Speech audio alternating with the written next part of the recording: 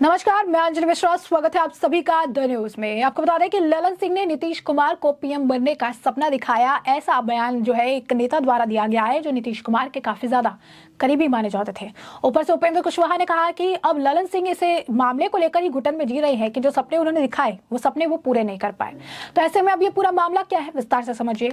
तो आरजेडी के राष्ट्रीय अध्यक्ष और पूर्व केंद्रीय मंत्री उपेंद्र कुशवाहा ने कहा कि जदयू के जो राष्ट्रीय अध्यक्ष है राजीव रंजन सिंह उर्फ ललन सिंह इन दिनों घुटन में जी रहे हैं, इसीलिए वह कोई भी निर्णय नहीं ले सकते हैं।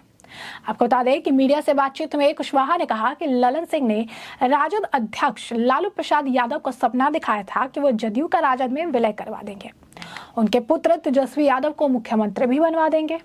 उन्होंने मुख्यमंत्री नीतीश कुमार को यह सपना दिखाया कि राजद की मदद से उन्हें INDIA यानी इंडी गठबंधन की तरफ से प्रधानमंत्री के पद के लिए प्रस्तावित किया जाएगा। कुशवाहा ने कहा कि ललन सिंह दोनों बड़े नेताओं के सपने को पूरा ही नहीं कर पाए। लालू प्रसाद और नीतीश कुमार छले हुए महसूस कर रहे हैं और इस मामले में नीतीश कुमार को अधिक नुकसान होता हुआ नजर आ रहा है। उनका दल जदयू पूरी तरीके से तबाह हो गया है। हालांकि नीतीश कुमार को पीएम बनाने का सपना दिखाने में ललन सिंह के अलावा कुछ और लोग शामिल रहे।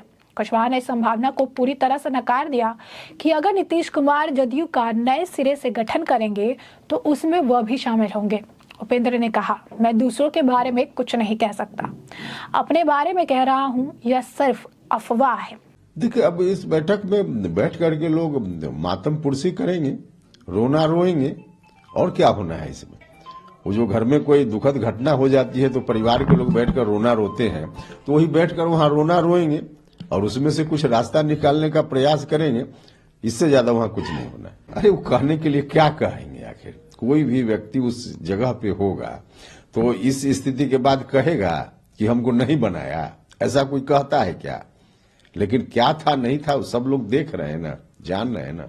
अटल जी की बड़ाई नहीं, अटल जी तो उस कद के थे ही। एक क्रॉस पार्टी लाइन लोग उनकी प्रशंसा दूसरे लोग भी करते हैं, वो अलग बात है। अब लेकिन अब स्वाभाविक रूप से जब आरजेडी से वहां परेशान हो रहे हैं नीतीश जी, तो इधर प्रशंसा करेंगे, तो इस रूप में कर रहे होंगे। देखिए, इसमें स्टेज का कोई उस रूप से सार्वजनिकरण करने की जरूरत नहीं होती है कि कहां तक अभी पहुंचे। कुल मिलाजुलाकर यह एनडीए के अंदर का मामला है और अंतिम रूप से फैसला हम लोग बिल्कुल ढंग से ले लेंगे और जब लेंगे तो आपको जानकारी देंगे। तो जैसे इंडी गठबंधन में दिसंबर डेडलाइन दिया गया है, ममता बनर्जी, नीतीश कुमार, सारे नेताओं के द्वारा, एनडीए में भी वैसा कुछ है क्या? नहीं, वहां इंडिया गठबंधन से तुलना मत कीजिए ना। वहां तो बेचैनी में लोग हैं, परेशानी में लोग हैं, सिर्फ फुटबॉल की स्थिति है। तो कोई उसको अल्टीमेटम दे रहा है, कोई उसको अल्टीमेटम दे रहा है। एनडीए गठबंधन में कुछ भी ऐसा नहीं, सब कुछ स्मूथली चल रहा है और चलेगा। इसलिए यहां कोई अल्टीमेटम जैसा क्या मामला।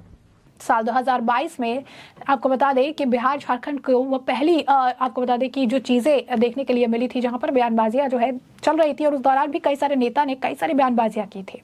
अब ऐसे में अब एनडीए सरकार टूटने की खबर भी जो है सामने आई थी। कह रहे थे कि शायद 6 अगस्त को ऐसा देखने के लिए मिलेगा। इसके बाद इसका खंडन भी किया गया। बीजेपी के कई नेताओं ने भी जो है कहा था कि यह कोरी गप है। कई नेताओं ने भी कहा था कि यह संभव है, लेकिन 9 अगस्त 2022 को वही हुआ जो कि सुनने के लिए मिल रहा था। बारी दरबारी आपको बता दें कि नीतीश कुमार की तरफ से ललन सिंह ने बीजेपी पर आरोपों की झड़ी लगाते हुए एनडीए छोड़ने का ऐलान भी कर दिया। कुल मिलाकर वही हुआ जो कि पहले से शुरुआत से कहा भी जा रहा था। और इसके बाद आपको जैसा कि आपने बताया कि पहले भी कई सारे मामले में बिहार की अगर राजनीति की बात करें तो आशंकाएं जो है साफ तौर पर ज्यादा हद तक सही होती नजर आती है। अब एक बार फिर से बिहार की सियासत से बेहद ही अगर आपको बता दें कि अब जो दिलचस्प खबर है ये है कि अब इन दोनों को साथ में चलने में बड़ी दिक्कत हो रही है। यानी ललन सिंह जो सपने दिखा रहे थे लालू प्रसाद यादव और नीतीश कुमार को, वो पूरे नहीं कर पा रहे हैं। नीतीश कुमार और लालू यादव जो है इस वक्त ठगा हुआ महसूस कर रहे हैं और ललन सिंह धर्म संकट में पड़ गए हैं कि किसकी तरफ जाए और किसके सपने को उड़ान भरने का प्रयास करे। क्योंकि इंडी गठबंधन की तरफ से तो खड़गे का नाम सामने रखा जा रहा है। सिर्फ इंडी गठबंधन की बात नहीं कह सकते हैं, ममता बनर्जी और अरविंद केजरीवाल की तरफ से खड़गे को प्रधानमंत्री पद का दावेदार बताने का प्रयास किया जा रहा है। अब बात रहा तेजस्वी का, तो शुरुआत से यही कहा जा रहा था कि उत्तराधिकारी बनाने के प्लान में जो है नीतीश कुमार है, लेकिन नीतीश कुमार की पार्टी नहीं चाहती है कि तेजस्वी मुख्यमंत्री बने। अब इसके लिए खुद आपको बता दें कि जिस तरीके से चीजें अगर इंडी गठबंधन में हो रही है उसके लिए कांग्रेस जिम्मेदार है, तो जदयू में जो चीजें हो रही है उसके लिए नीतीश कुमार जिम्मेदार है। अब ऐसे में आपको बता दें कि जो सियासत है बिहार में वो दिन पर दिन दिलचस्प हो रही है। आपको बता दें कि ललन सिंह अब 29 को अपने इस्तीफे की पेशकश भी कर सकते हैं। अब एक सूत्र ने बताया है कि जदयू अध्यक्ष ललन सिंह और राजीव रंजन 29 दिसंबर को बैठक में अपने इस्तीफे का ऐलान कर सकते हैं। इसे लगभग तय मान लीजिए, लेकिन ये एक बात सबसे अहम यह है कि उन्होंने तो ना तो नीतीश कुमार को किनारे लगा रहे हैं और ना ही उन पर ऐसा कोई दबाव है। ललन सिंह खुद अपनी मर्जी से अध्यक्ष पद छोड़ना चाहते हैं। और ये क्यों हो रहा है? कांग्रेस और इंडी गठबंधन का क्या होगा? अब ये भी सवाल है कि आखिर ललन सिंह इस्तीफा क्यों दे रहे हैं, इसका कांग्रेस और इंडी गठबंधन से क्या कनेक्शन है? तो इस सवाल का जवाब बेहद आसान है। जिस तरह से नीतीश ने विपक्षी एकता की अगुवाई की उसमें ललन सिंह ने अहम भूमिका निभाई थी, लेकिन आखिर में क्या हुआ? कांग्रेस ने एक तरह से सीएम नीतीश को ही इसके बदले में सम्मान देने की बजाय एक तरह से बेइज्जत कर दिया। बड़ी छतरी का रौब दिखाकर नीतीश को ना तो संयोजक बनाया गया, ना ही किसी बात का प्लान में तरजीह उन्हें दी गई। जाहिर है कि नीतीश के साथ अगर ऐसा हो तो वो अपना हिसाब खुद जो है सूद समेत वसूल करते हैं। अब ऐसे में यही नौबत आ चुकी है। हालांकि ये फैसला कब लिया जाएगा और इसको लेकर कोई ठोस फैसला कब होगा ये अभी भी तय होना बाकी है। लेकिन जिस तरीके से ललन सिंह अपने दोनों ही काम करने में फेल हो गए हैं, इससे परेशानी हो रही है। और जो नीतीश और लालू के बीच में समन्वय में दिक्कत हो रही है वो ये है कि जदयू की जो कोर टीम है उसके कई दिग्गज और कई नेता 90% नेता जो है वो एनडीए में के जाने में के पक्ष में है। कई बार भी हमने आपको बताया है कि जो नेता है वो बयानबाजियां करते रहते हैं और उनका मानना है कि लालू प्रसाद यादव से बेहतर गठबंधन एनडीए गठबंधन के साथ था। ऐसे में जदयू की कोर टीम के कई नेता फिर से एनडीए का जो है हिस्सा बनना चाहते हैं, उनकी वापसी करना चाहते हैं, उनके पक्षधर होना चाहते हैं। और इनका कहना है कि कांग्रेस ने जदयू के साथ वादा करके धोखा दिया। लालू ने बार बार कहने के बावजूद कांग्रेस के नीतीश को नीचे दिखाने में कोई भी कसर नहीं छोड़ी। ऐसे में जदयू के कई दिग्गज नेता भी अपने मुखिया के साथ हुए सलूक से बेहद आहत और भड़के हुए। सीधे और सपाट शब्दों में कहे तो ये नेता कांग्रेस से धोखेबाजी का बदला लेना चाहते हैं। अब यही समझिए कि ललन सिंह का इस्तीफा क्यों तय है। अब इसीलिए ललन सिंह अब इस्तीफा दे सकते हैं। जब नीतीश ने एनडीए और बीजेपी का साथ छोड़ा तो इसका ऐलान से लेकर तमाम चीजें की जिम्मेदारी ललन सिंह ने संभाली। उन्होंने प्रेस कॉन्फ्रेंस करके बीजेपी पर आरोपों की झड़ी लगाई। इसके बाद से वो अब तक बीजेपी पर जबरदस्त रूप से हमलावर है।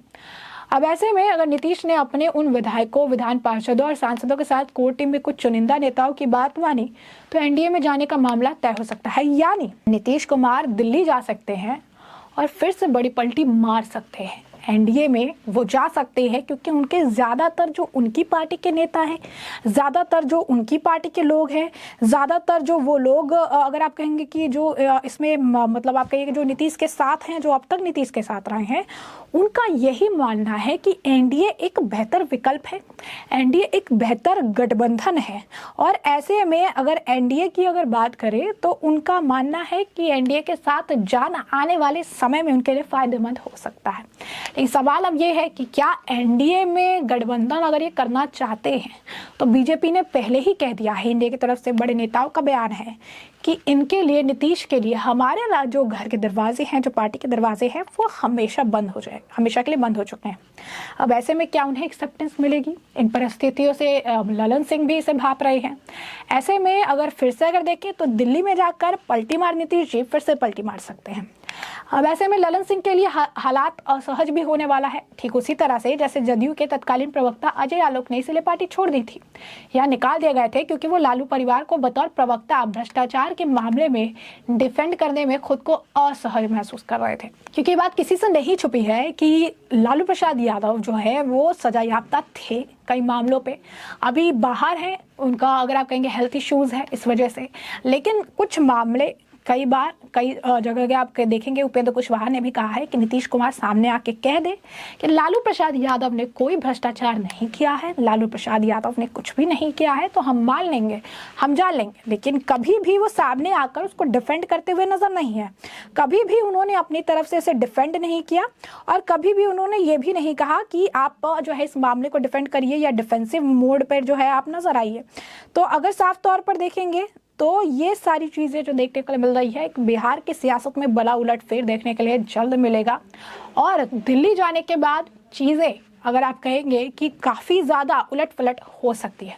अब ये देखना दिलचस्प होगा कि समय के साथ बिहार की सियासत में क्या कुछ अलग दांवपेच देखने के लिए मिलते हैं और क्या एक बार फिर से नीतीश अपनी पार्टी के लोगों के साथ एनडीए गठबंधन का हिस्सा बनते हैं, या फिर अगर आप देखेंगे कि दूसरा रास्ता चुनते हैं, क्योंकि कहीं ना कहीं इंडी गठबंधन में जो इज्जत और जिस सम्मान की वो अपेक्षा कर रहे थे वो उन्हें मिलता नजर नहीं आ रहा। लालन सिंह ने जो उन्हें सपने दिखाए थे वो सपने भी पूरे होते नजर नहीं आ रहे।